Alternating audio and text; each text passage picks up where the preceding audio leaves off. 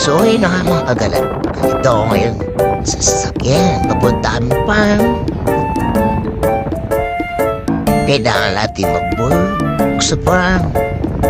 Maghaharvest tayo ng sweet potato. Let's go mga kagalat. Alright.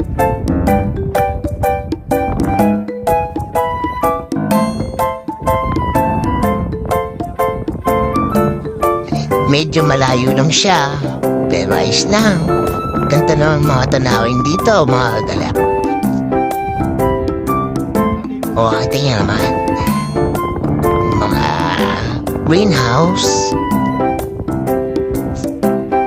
Alright.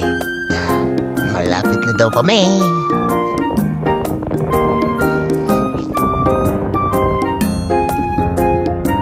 So ayun na mga galak, kaya na mga greenhouse, may tanim yun sa loob.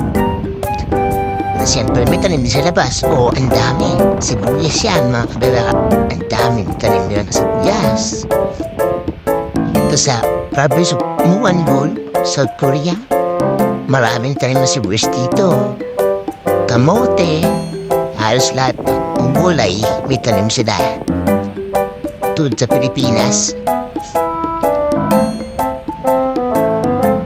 Mas mayaman nga lang ang agriculture dito kaysa sa atin. Kaya ayun, mayaman ang South Korea. Punta na ako sa farm. Yan, nag-harvest na ng sweet potato mga kagala. Yan, ganyan lang ka-basic. Kukain mo lang sa lupa. Dagdokal na naman yan. Ng traktora. Kaya basic na lang. Oh, diba? Upulot-pulot yung malanang. Hukay-hukay ng kamay. Diba, basic? Alright.